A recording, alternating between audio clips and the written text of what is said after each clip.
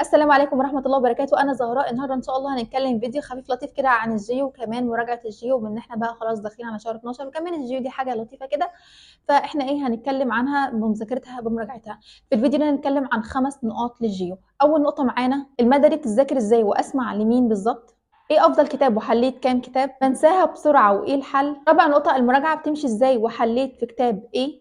خامس نقطة معانا امتحاننا كان عامل إزاي ودرجاته وأخباره كانت عاملة إيه؟ بس قبل ما نبدأ كده ما تنسوش تعملوا لايك وسبسكرايب. وشكرا جدا على الدعم الكبير اللي بتقدموه رغم ان احنا لسه مع بعض كوميونتي صغننه، بس انا مبسوطه جدا بيكم واحلى كوميونتي واحلى عيله بجد، فشكرا على الدعم الكبير ويلا بينا. اول نقطه معانا الجيو بتتذاكر ازاي. في الحقيقه انتوا لازم تكون دماغكم مربطه المعلومات ببعض على الاقل في الجيو بنسبه 60%. أنا فاهمة إن مفاهيم الجيولوجيا حلوة جدًا وجامدة جدًا، بس في الحقيقة ده كان عائد علينا بالسلب إن امتحاننا ما كانش سالك خالص، ما كانش امتحان عادي من الأسئلة العادية اللي إحنا كنا بنحلها، وكان مربط المعلومات بنسبة كبيرة جدًا، جدًا ببعض، فلازم وخصوصًا من أول شهر 12 وأنا اتكلمت في فيديو مخصوص عن شهر 12 وبجد الشهر ده مهم جدًا لإنه بداية لكل الشهور المهمة بعد كده، بدايتها بتبدأ من شهر 12 وأسئلة كتيرة بتدور في أذهاننا من أول شهر 12. هاسيب لكم اللينك في الديسكربشن وبجد الفيديو مهم، بس عامةً شهر 12 هو مهم. فمن الآخر كده امتحاننا ما كانش سالك، ومن الأسئلة اللي إحنا متعودين نحلها طول السنة كانت أسئلة مختلفة شوية، بس برضه الإنسان الفاهم واللي حافظ كويس أو المعلومة في دماغه يعني مش محتاج حفظ أوي، المفاهيم موجودة، بس المعلومات في دماغه بيقدر يحل بطريقة كويسة. فزي ما قُلت لكم لازم على الأقل كده تكون لامم المادة في المجمل، وأنصحكم وبشدة إن أنتم قبل ما تذاكروا تسمعوا فيديو شرح للمادة تاني. أولًا ده بيسهّل عليكم جدًا موضوع الحفظ، وبيسهّل عليكم برضه موضوع الفهم لو أنتم محتاجين حاجة تفهموها، بس الأكتر موضوع الحفظ. إن مثلًا أنا لسه سامعة فيديو دلوقتي حالًا بيتكلم عن حاجة، أنا قفلت الفيديو خلاص خلص أذاكر الحاجة دي، فده بيثبّت المعلومة بنسبة كبيرة جدًا. لو أنتم مشتركين مع المنصة مع جيو ماجد ده شيء تمام جدًا وكويس أوي، لو مش مشتركين مع المنصة أنا كنت باسمع لمحمد حيدر، هو اللي منزّل الdata على اليوتيوب، وبصراحة يمكن أفضل واحد منزّل data على اليوتيوب في الموجودين يعني. هو الفائدة يا جماعة من الفيديو إن هو يسهّل عليك موضوع الفهم أو موضوع الحفظ شوية يعني، عشان لمّا تيجي تحفظ تكون دماغك مربّطة المعلومات ببعض. أهم حاجة بالنسبة لي في الجيولوجيا إن إحنا من أول دلوقتي نهتم بيها، حتى لو كنت مراكمينها قبل كده أو لو ما فتحتهاش.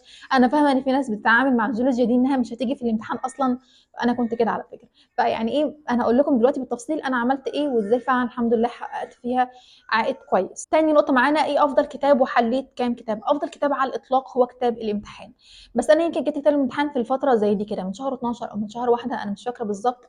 طيب وكنت مصوراه لإنه أصلًا ما كانش موجود وقتها في المكاتب يعني.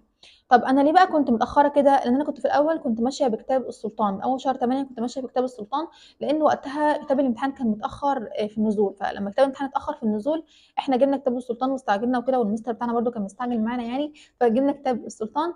بس يمكن أفضل كتاب في الحل هو كان كتاب الامتحان مش السلطان أبدًا. فلو أنتم يعني محتاجين تزودوا في الحل أو حاجة تجيبوا كتاب الامتحان، لو مش محتاجين تزودوا خلاص خليكم زي ما أنتم.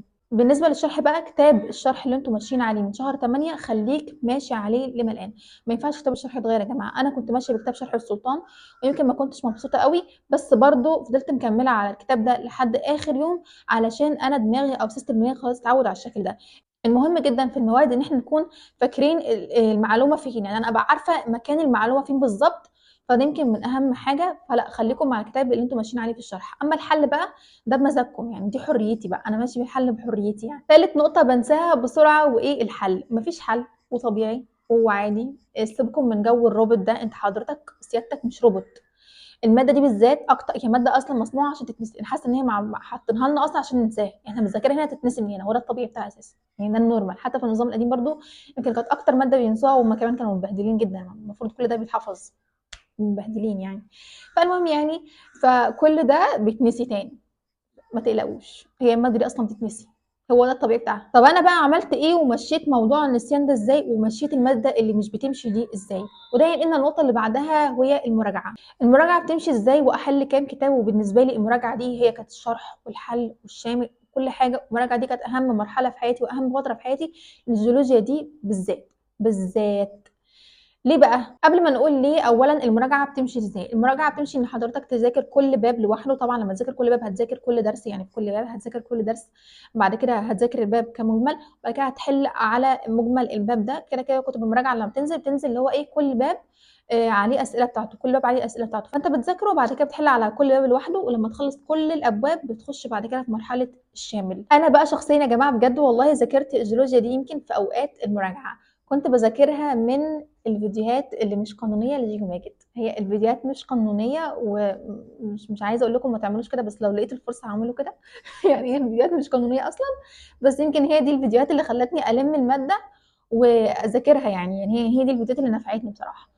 أحل بقى في كتاب إيه وأفضل كتاب للمراجعة، برضه أفضل كتاب للمراجعة هو كتاب الامتحان، still كتاب الامتحان هو الking بتاعنا يا جماعة، فكتاب الامتحان هو أفضل كتاب، ويمكن الجيولوجيا هي المادة الوحيدة اللي هاقولها لكم كفاية كتاب واحد بس في المراجعة، أمّا ييجي وقت المراجعة هانفخكم، بس الجيولوجيا كفاية كتاب واحد بس هو كتاب الامتحان، لإن للأسف الشديد كنت جايبة كتاب كامل القطاعات، هو كتاب الشامل كان فيه قطاعات المنهج كلها على كل درس لوحده وعلى كل باب لوحده، وما فيش ولا سؤال جه في الامتحان، ولا سؤال واحد بس جه في الامتحان، فده كان حاجة مؤسفة جدًا وحاجة محزنة بصراحة يعني، ولا سؤال جه وأنا حالة الكتاب كله يعني لأ ما كملتوش بصراحة ما كملتوش، بس زعلت برضه يعني حليت فيه كم كبير.